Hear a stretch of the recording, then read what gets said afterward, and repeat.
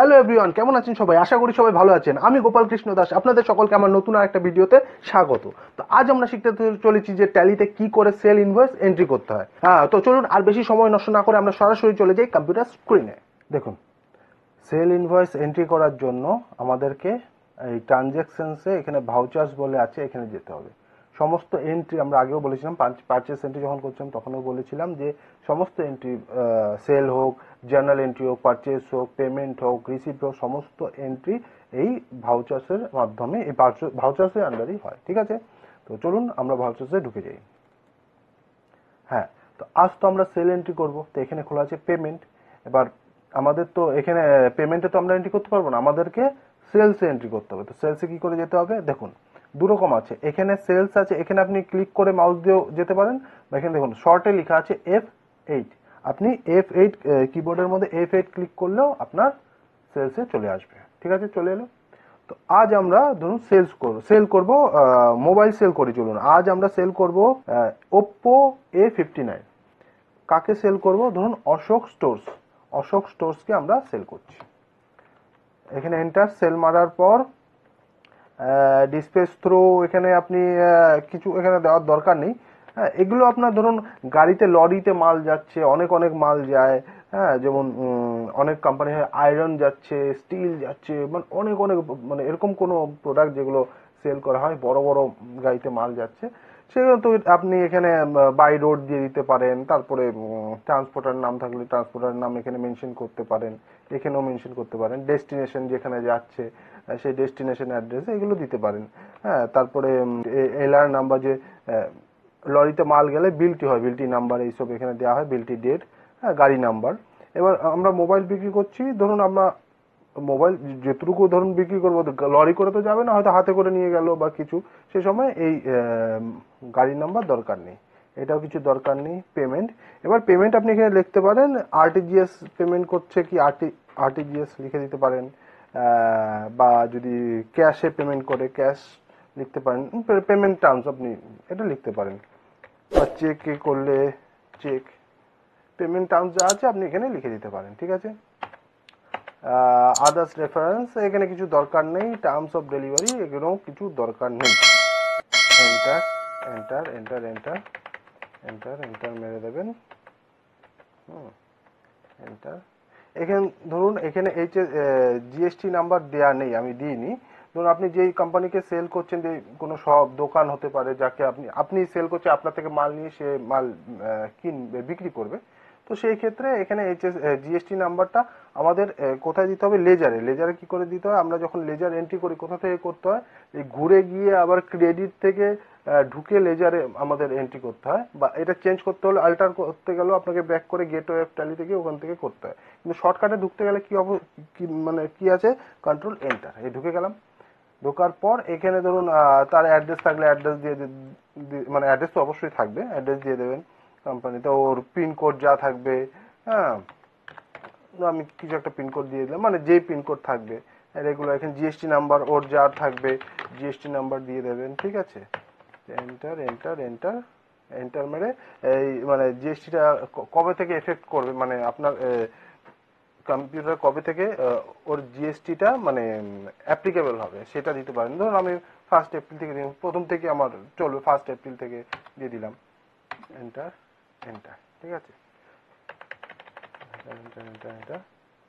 দেখুন এখানে জিএসটি নাম্বারটা আসেনি, কারণ আমি আগে এটা এন্ট্রি করে নিয়েছিলাম, তারপরে আমি ওটা চেঞ্জ করলাম। তার জন্য কি ব্যবস্থা আছে? এখানে অন্য একটা কোম্পানির নাম এন্টার করবেন প্রথমে, করার পর আবার গিয়ে ওটা করবেন, এই চলে এলো। ঠিক আছে, যাই হোক, তো এরকম হবে। এখানেও তাই, এখানে কিছু আসেনি, এখানে আপনাকে অন্য একটা করে তারপরে আবার সেটা রিফ্রেশ করা অ্যাকচুয়ালি বলতে গেলে। তো করা হয়ে গেল, এসে গেল, এন্টার এন্টার এন্টার।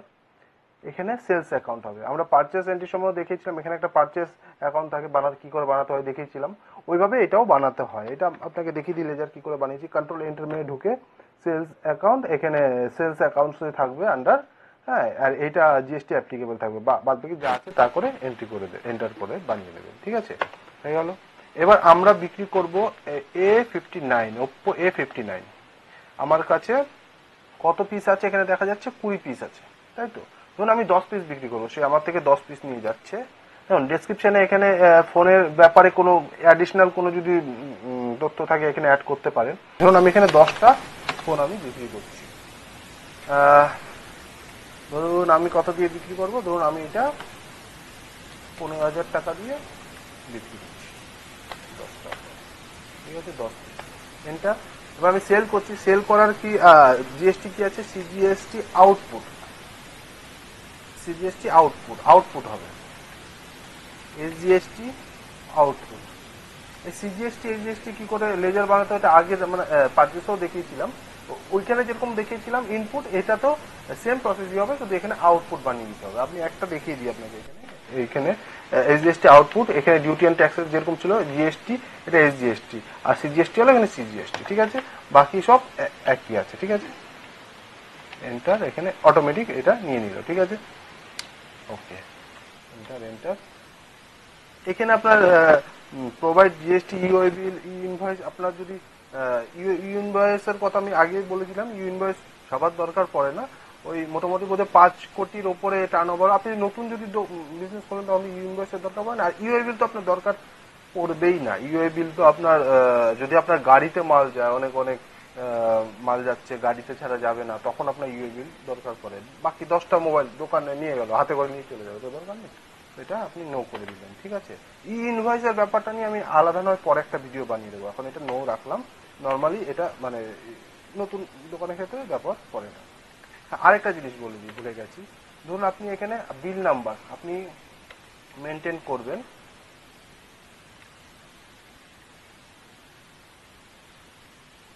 আচ্ছা এখানে বিল নাম্বারটা ম্যানুয়ালি চেঞ্জ করা যাচ্ছে না, এটার জন্য আপনাকে একটা জায়গায় গিয়ে এটাকে এডিট করতে, ম্যানুয়ালি করতে হবে। এটা অটোমেটিক 1 2 3 এরকম নয়, আপনি নিজের মতন যদি এন্ট্রি করতে চান, দেখুন দুরকম প্রসেস আছে। এক ব্যাক করে গিয়ে আমাকে করতে হবে, সেই ভাউচারে কি করে মানে এডিট করতে হয় সেটার জন্য আমি আলাদা একটা ভিডিও বানিয়ে নেব। এখন এটা আমরা শর্টকাটে তাড়াতাড়ি মানে যাতে হয়, নাহলে ভিডিওটা অনেক বড় হবে, তার জন্য আমি শর্টকাটে দেখিয়ে দিচ্ছি। এখানে গোটুতে যাবেন, গোটুতে যাওয়ার পর এখানে অল্টার মাস্টার আছে, এখানে যাবেন, যাওয়ার পর এখানে দেখবেন ভাউচার টাইপ, ভাউচার টাইপে যাবেন, এখানে সেলসে যাবেন, এই যে এখানে যেটা অটোমেটিক করা আছে ভাউচার নাম্বারিং, এটা আপনি ম্যানুয়ালি করে দেবেন, করে কন্ট্রোল এ মেরে বেরিয়ে গেলেন। এবার দেখবেন এটা চেঞ্জ করা যাবে, ঠিক আছে।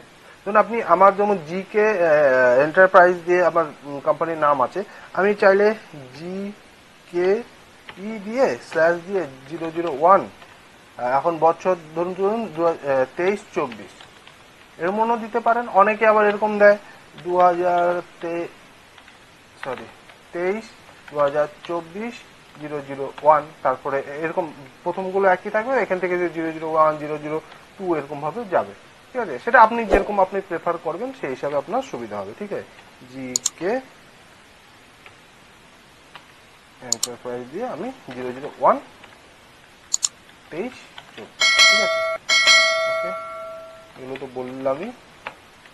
এন্টার, এখানে আপনি চাইলে এখানেও আপনি ডিটেল কোনো কিছু চাইলে ন্যারেশনে আপনি দিয়ে দিতে পারেন, যে এই ফোনের ব্যাপারে যে আপনি বিক্রি করছেন, কোনো একটা যদি আপনার কোনো ন্যারেশন থাকে রিমাইন্ডার জন্য, বোঝার জন্য, এখানে আপনি দিতে পারেন, ঠিক আছে।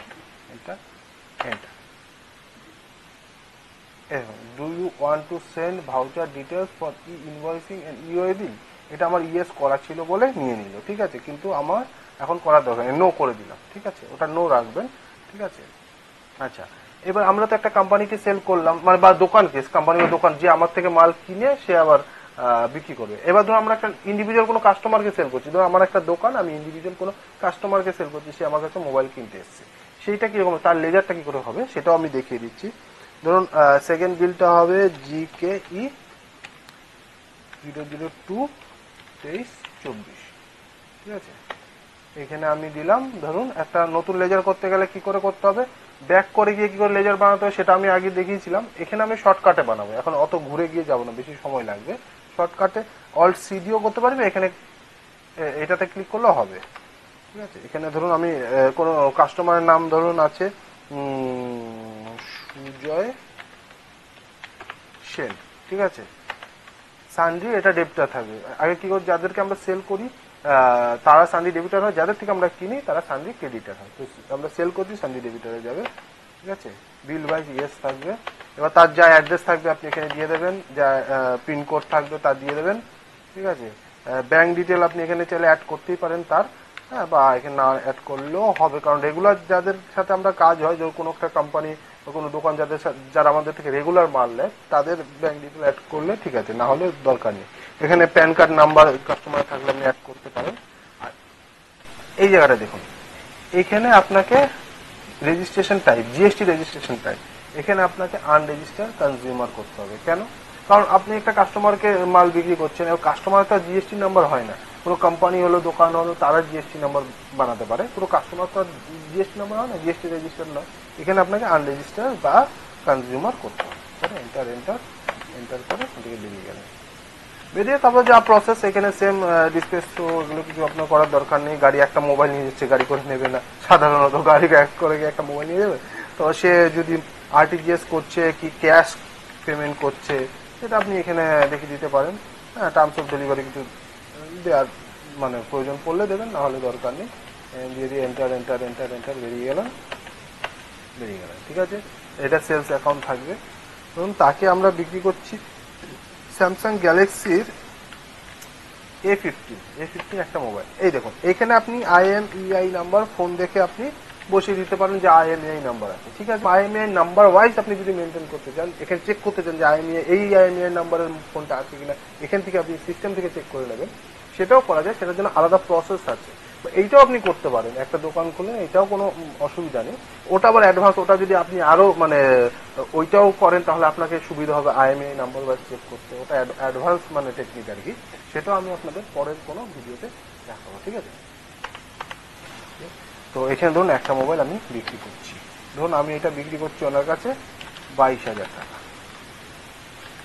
ঠিক আছে, এবার যাদেরকে সেল করছি তারা কি হবে, জিএসটি কি হবে, সিজিএসটি আউটপুট হবে, তাই তো, এসজিএসটি আউটপুট হবে। ঠিক আছে, সিজিএসটি এসজিএসটি তখনই হবে যখন আমরা মানে লোকাল সেম স্টেটে, ইন্ট্রা স্টেট সেম স্টেটে বিক্রি করছি, তখন আমরা জিএসটি এসজিএসটি। যেটা আমরা অন্য সেজন, আমি ওয়েস্ট বেঙ্গলে আছি, আমি সেল করছি কাউকে, সে হলো গুজরাটে থাকে বা আসামে থাকে, অন্য কোনো স্টেটে থাকে, তাদের ক্ষেত্রে আইজিএসটি হয়। ঠিক আছে, enter enter enter enter enter.